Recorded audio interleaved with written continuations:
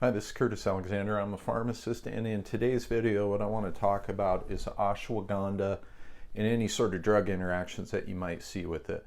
Before we get going, give me a thumbs up if you like the video. Also, subscribe if you want to see more videos like this.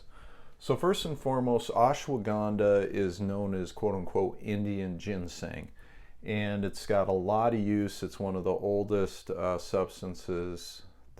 natural substances that has some history behind its use. As far as drug interactions, right out of the gate, because it's a natural substance, we don't really have a lot of information to go off of. We rely a lot on case reports and animal studies. As far as case reports goes, it's fairly limited. We don't have a lot of evidence to suggest there's severe drug interactions, but we do have some evidence, and I'll kind of go through what I consider to be some of the bigger ones.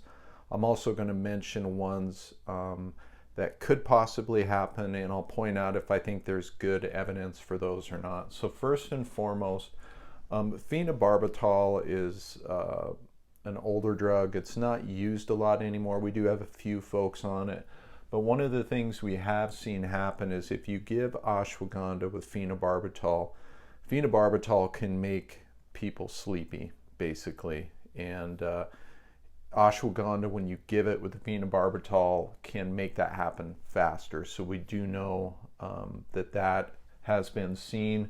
The next one is if people take Digoxin, which is basically a heart medication. Digoxin is a medication that we have to monitor the levels in your blood very carefully. And what happens is sometimes we can get false readings with Digoxin when it's taken with ashwagandha, because the chemical structures are similar enough that it kind of confuses the labs, basically. So that's something to keep an eye out for.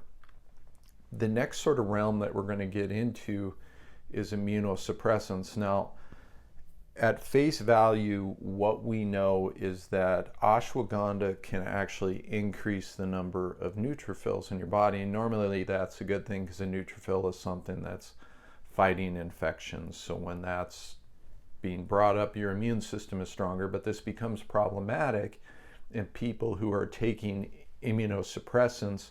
For example, if there's some sort of organ transplant that they've done, something along those lines. So you can see interactions in that regard, so something to watch out for there. Next, we're going to get into benzodiazepines, for example, Valium, which is diazepam, or Ativan, which is lorazepam. I've had people take these together, no issues.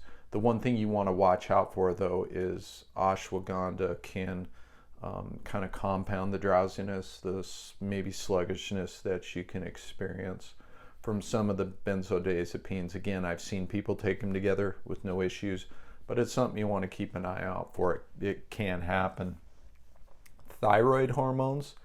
This one, these last couple aren't ones I would say there's a lot of evidence for, because they're done in like rat and mice studies, but they have shown that ashwagandha can increase your thyroid hormones, particularly your T3 and your T4.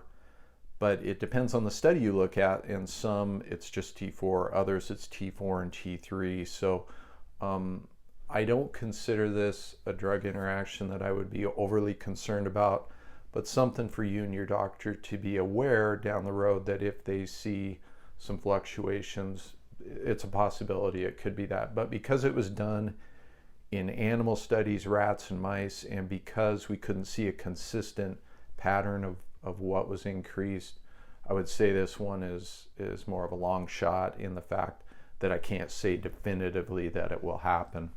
The same goes for hormones. They've given ashwagandha to rats in studies and found that there's been a slight increase in testosterone, even bigger, I don't want to say it was big, but went from slight to just a bit more of a bump in progesterone. So again, in mice, in rats, you can see a little bump in hormones.